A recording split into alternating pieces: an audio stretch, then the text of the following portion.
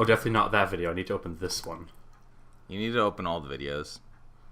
We just record all 11 videos at once. There's no way this could go wrong, especially seeing I have to go to work in 2 hours. Right? Just have all of them running at the same time. We'll do commentary on each one of them in the same track, and then I'll try to find a way to piece together half an hour of commentary into however many hours of content it is. What could go wrong?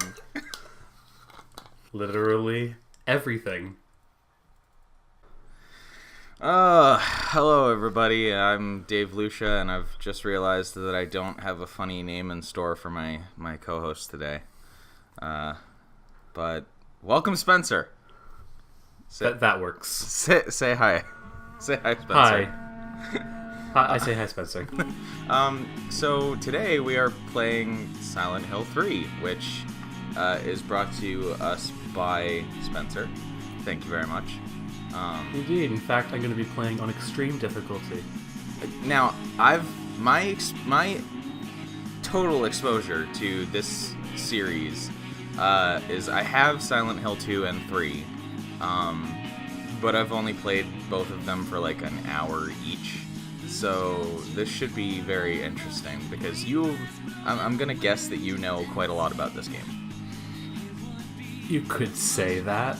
I may have played it obsessively for reasons you may understand later for the last couple of years. Yeah, so this is gonna be we're I'm not gonna say we're back because I can't comment on how regular anything's gonna be, but we're doing something again at least. Yay. That's something. And yeah, this is gonna be very similar to how everything else has been done, because I presume that Spencer's internet is still not good enough to do things live. I mean, I am on a cable now, although that won't work if I leave home again. Yeah, you're back in Canada now, right? Mm-hmm. I'm in for another 2 months. I'm in Canada too, still. By the way, everybody, it's exciting. It's should have gotten Fizz in on this after she got to Canada. Oh well. Yeah, well, that would take another couple months, unfortunately. Oh, well, then I'd be gone. Yeah, by the time she's in Canada, you're not going to be in Canada anymore. Oops. But man, our lives are interesting. Yeah, so many interesting things happening. Like, I don't have school at the moment. How exciting! By the way, what do you think of the music video? By the way, it's very riveting. This is admittedly better than the Peter Gabriel music video from Myst, so... Well, how dare you bring that up in another one of my LPs? I still occasionally, not very regularly, but I still occasionally go back and watch some of the like, I need to make like a best of moments video or something. And that music video be in it? Yeah, just like the combination of the music video plus the void that followed, where I totally did what I said I was going to do and spliced over one-winged angel over the... I still love that. I don't think you'll have to do that for any of this. This stuff remains pretty riveting throughout. Yeah, and thankfully, one thing I do know about the Silent Hill games is that the music is pretty good. I may or may not have the soundtrack on my shelf right now. Yeah, I may or may not. I mean, I do. I actually know the Silent Hill 2 soundtrack better than any of the other ones, but from everything I've heard, most of the games have a pretty solid soundtrack. So we're diving into the options menu first. Uh-oh. I need to turn the bullet adjust all the way up. What does that mean? When you beat the game the first time, you can do double bullets, third time triple bullets, etc., up to 5 times bullets, which is like completely necessary. I run out of bullets in this playthrough, even with 5x bullets. So, what does that actually mean for like gameplay? Like, how does it Every box of bullets has 5 times as many in it. Ah, okay. That's so a box of 10 pistol bullets will now have 50. That is absurd. Do they really crank up the difficulty that high? It's just that I'm bad at fighting. Oh. But I have to in extreme mode a little bit because otherwise I'll get offed. Fair enough. It is Silent Hill. They're not known for having good combat. And this one has some of the better combat, even though you control the 17-year-old girl in this one. We were just staring at a bloody horse face. That was pleasant. I mean, at least you recognized it as a horse. I didn't. So I've been through this opening section probably like 5 times and never gotten further than it. So are you kidding me? It's not because the game doesn't interest me or I don't like it or anything. It's just that I inevitably it's not even that the game like ends up scaring me too much, which admittedly, you know, would be a part of it because I'm a little wimp when it comes to horror games, and like I can't play Amnesia for more than an hour or 2 at a time, and that's like a 5-hour long game.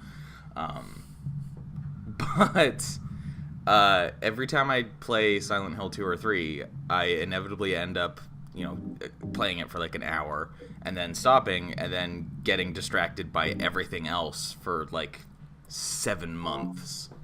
And by the time I remember, oh yeah, Silent Hill, I'm just like, I would have to restart it, even though I'm only an hour in, because like, I mean, I'm an hour in, so what does it even matter, right? And blah blah blah. It's a huge issue. I see. But yeah, we open on quote unquote amusement park. I don't find it very amusing, yeah. Yeah. I mean, I know that giant rabbit dolls with blood covering them is very amusing to me, so... So on normal and hard and extreme difficulties, you can fall down holes. Wait, you can't... The number one killer on 10-star runs. You can't fall down them in easy? No, they have invisible walls on easy. Now that's how you do difficulty. Something else that we'll encounter that's only on hard and extreme mode and not in the first 2 difficulties is if she runs into a wall, she like, thumps against it. That's actually interesting to me. I like the idea that like higher difficulties kind of add, not even like, I guess sort of mechanics. Hello, dog. But like, because you know, so many games, like the method for making it more difficult is just that things have more health and deal more damage, which I'm sure is partly true in this as well, right? Oh yeah, the extreme difficulties, the only difference between them is how fast and upset the monsters are, basically. Now that guy legitimately kind of creeps me out. Like, well, I hope you don't mind seeing more of them. He missed, thank goodness. He missed again. Let's get out. Bye.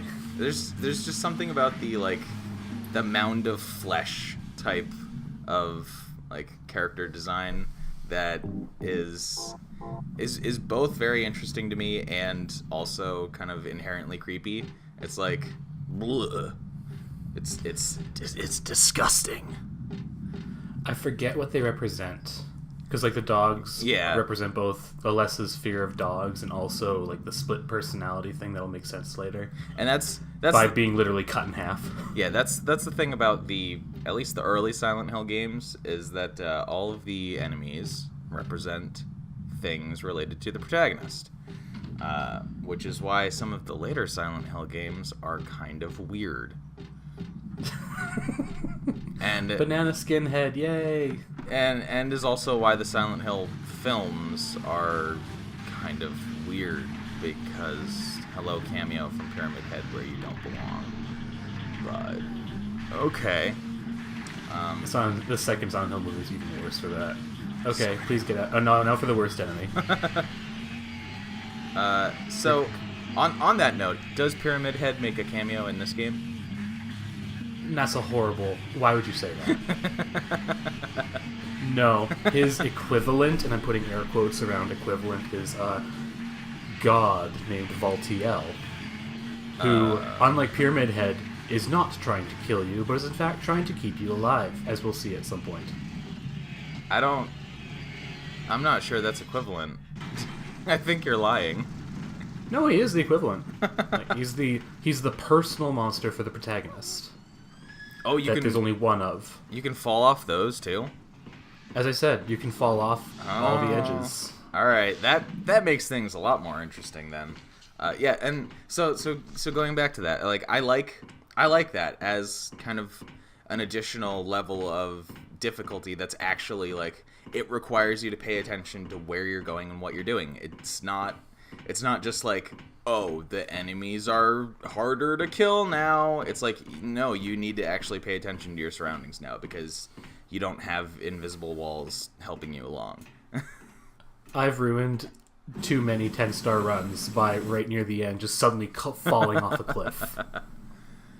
So what's a 10-star run for those of us who aren't in the know? Ouch. Yeah, that death was required, did. by the way. We did. It was a required dead. That's fine. A 10-star run is you play on hard or extreme difficulty. With the hard riddle mode, kill 75 monsters with melee and also with guns. Do it all in less than 2.5 hours. Ugh. Take less than 500 damage. And collect all the special weapons. So also you have to kill each boss in like a really strict time limit. Is this recording a pseudo 10-star run or no? Nightmare. No, it's not. Okay. I do not kill nearly enough, and I take way too long on a couple of bosses. That actually brings up another interesting aspect of the Silent Hill franchise, in that they have different difficulty settings for combat and for puzzles. I've set this one to extreme and hard for action and riddle, respectively. Which strikes me as being kind of okay. What can I say? I like really weird, difficult puzzles, as I'm sure you've guessed. Yeah, I'm not a good puzzle game. I'm not the puzzle game master, so not me. Also, her face. Ugh. It uncanny valleys you. Good old-fashioned 2003 graphics, huh? How about that? These are actually really impressive in 03. It's hilarious to look back on, because there are a lot of early 3D games that I think still hold up really well. And this, I would say this is one of them. Like, her character model looks great, and all the other character models look great as well. It's just like hilarious to come back to this after like I've been playing like Persona 5 lately. It's like it's so much more detailed now. Like, man, still can't get hair right though. Her hair is great, okay? What's the best hair you've ever seen in a video game? Obviously, Tomb Raider 2013 with Tress effects turned on. Now, just let me have an hour. While I appreciate the technology, I think that they got the physics really wrong with that. Daddy always told me not to Like, I don't think they. It's impressive how fluidly the hair moves, but it doesn't move with proper like quote unquote realistic physics. So it all gets kind of screwed up. Like, because when you go into cutscenes, her hair is just like blowing all over the place, and it's like, oh. Are you still following me? All right, so who is this guy? This is Douglas Cartland. Who's that? He is one of the 4 characters that matters in this game. Is he a bad guy? Nah, I'd be giving it away, wouldn't it be? This looks he very. He won't stop following us. This looks very ominous. Why is it always? Indeed, her head hurts. Why is there always bathrooms in the Silent Hill games? That's a lot of saves. What can I say? This is my 7th completed run of the game. That's too much. I haven't completed a game 7 times in a long time. Well, if you know what you're doing, the game doesn't take too long. I mean, clearly, since you can apparently beat it in 2.5 hours on the hardest difficulty. That's actually the easiest thing to do. I usually finish it in just under 2 hours. Jeez. So, how long would you say that this game usually takes someone who's not an experienced player of it? You could finish it in 5. Alright. There'll be a lot of wandering around, though, and getting offed. Now, do you have the same level of experience with Silent Hill 2? No, not even close. I don't actually like Silent Hill 2 nearly as much as I like this one. Why is that? I don't relate to the characters at all. That's... No, that's understandable. I much more empathize. The 2 of my favorite characters in the entire series are Heather right here, an impulsive, loudmouth 17-year-old girl, and Claudia, the terrifying religious zealot that we'll meet soon enough. I relate to both of them very well.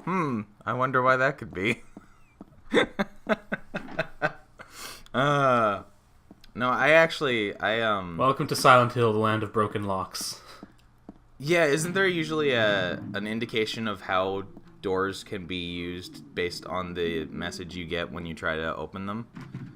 If they have a broken lock, they're shut forever. If they're shut really tight, they're usually shut forever. And if they are locked, you're surely going to be able to get through them at some point. Yeah. Oh, more cutscenes. What's this one? Anyway, so Douglas Cartland wouldn't stop following us, so we hid in a bathroom, because we don't want to hear about what he detectived about us. And then we grab a gun, so that we can shoot him in the face. Because that's... Or that. Oh, we're back in Silent Hill. Okay. I believe this actually is in Ashfield, so it's like it's starting to expand. Yeah, that's the interesting thing as well about Silent Hill is that, like, how many of the games actually take place in Silent Hill?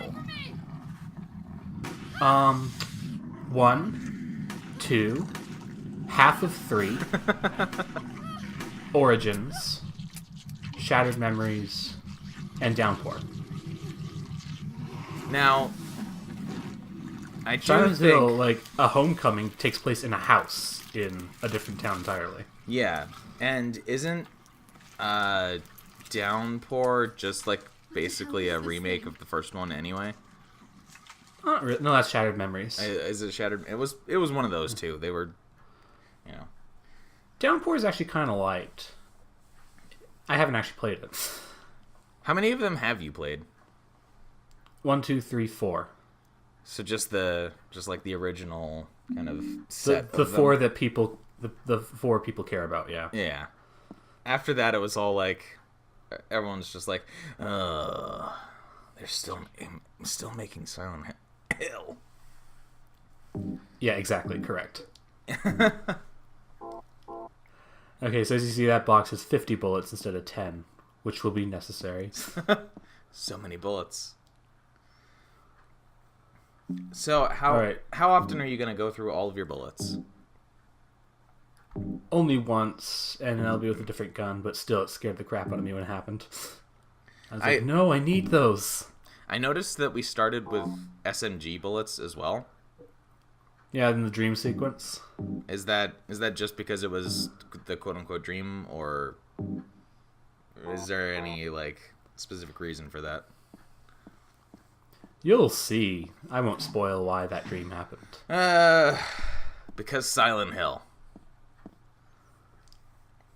It was a pretty good starter, at least. So there's another thing that I know about the series kind of in general, but I don't know about this game specifically. Are there multiple endings in this one? There are 3 endings. Okay. And When you play a normal game, like I'm playing, then you're locked to 1. In the extra, like New Game Plus, you can get 2 other endings. Oh. What? We're being attacked by a leg shark. It's called a numb body. Of course it is. So are we officially out of the normal world now? No, we're not, actually. That's interesting. Because It'll be very clear when we are. that's usually how it goes, right? Is like the monsters tend to show up when you're like in the Silent Hill side of things, basically. Well, they usually show up in like the quotation marks real world as well. They're usually just not quite as unrelenting. Huh. I'm not So really. we got a pair of tongs. But that's why we needed to come to the bakery. But no food. Who needs food? Yeah. Surely not. Not fellow humans. Oh, I have regrets. Bye. Run right by them. Are those guys tough to kill? Yeah. Yeah. I'll get one of them later. Just run right into them. The good thing is that they're slow, so you can get past them that way. Gets really bad when there's like 4 of them in one room. It's like, nope, nope, nope, nope. So you're playing this on PC, right? Yeah, I am. It looks. I'm not gonna, I'm gonna. Well, that was a real good stealth mode, by the way. It didn't work. It looks like you're playing on keyboard. Is that true? How did you guess? Now, it doesn't look any less awkward on a controller, honestly. Well, that's true. But what I was kind of specifically going to ask is that Silent Hill 2 on the PC version, you can switch between tank controls and directional controls. You can do that in this one too, yeah. Yeah. So are you playing with tank controls? Always. The camera angles change too abruptly to work with directional, especially in the one section where you need to like run without stopping. It's like unplayable if in without tank. It's super interesting how fixed camera angles like influenced video game design.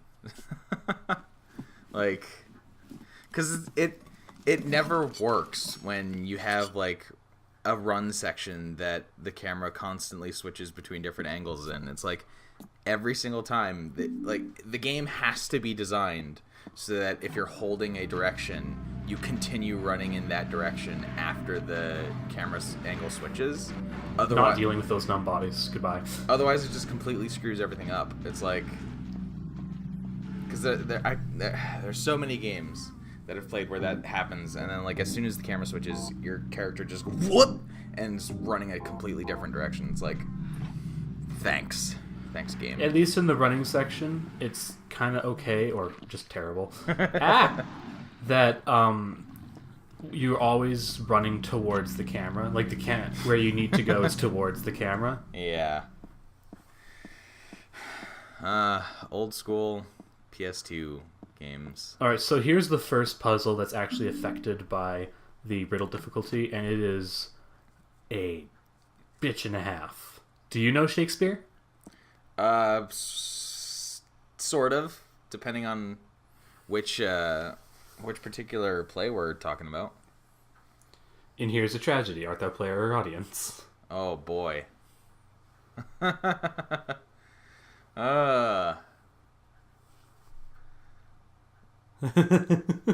Which play is that? Quick.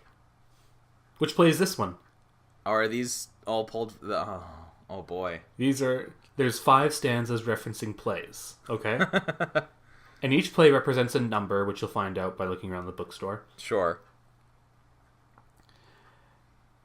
And like this one's Othello, and they give it away by saying white to black and black to white, like the game Othello. Right. Okay. And I believe this one is Macbeth. Anyways, then you have to like. How many of these are there? Well, this one is not a play. It's telling you how to manipulate the numbers to get the final. Oh, jeez. Now, for comparison, in easy mode, you just put the books that I'm about to find on the shelf in the correct order, and have the combination written on it. Right. And boy. medium difficulty, you put them on the shelf in a different order that you like experiment with to find the correct code. For this one, you don't even need the books really. You just need to find out which plays in which book. So Romeo and Juliet, yeah, of course. King Lear, yeah. But didn't mean to do that. You screwed it up. And then Macbeth. Yeah. Oh, she God. quotes it. Yeah. Hamlet, yeah. And then Othello, yeah. So I just put them on the shelf in whatever order. It doesn't matter. I just don't like having them in my inventory. Well, I But mean, why would I'm just you? like trying. But what you have to do is you have to like match each book to each of those stanzas, Yeah. and then Oh. like in the order given that the stanzas are given, and then you have to manipulate them using that last stanza, and then it reveals a 4-digit code. And I don't remember the exact way this happens, but it took me an hour the first time. So, I presume it's the same puzzle every time. Like, Yeah. at least it's not randomized or anything. That would be something they would do. Like, maybe not Konami necessarily, but like a horror game developer today would do. They have one randomized puzzle, but it's like the easiest one, so whatever. So we figured it out. We figured it out. 835. Is it always 8352? Yeah. All right. Hard difficulty. So here you go, everybody who's watching this and wants to play Silent Hill 3. The code is 8352. What's going on? Where is everybody? All right. Weird monster. So here's Claudia, my other favorite character. I have come to witness Boy, she. Has no eyebrows, I know. I watched the making of Silent Hill 3, and they specifically made her look normal, except they took off her eyebrows. Well, Don't you know? It works. Your power is needed. on a list of characters who look incredibly ominous, I So what? I feel like she's pretty high up there. and your true self as well. Also, Like there are a lot of games who kind of clearly signpost the what's one who will lead us to you know paradise. gonna be creepy and spooky and everything, and like Claudia, right? Did you the woman do in all all black this? without any shoes who doesn't have eyebrows and has long white hair is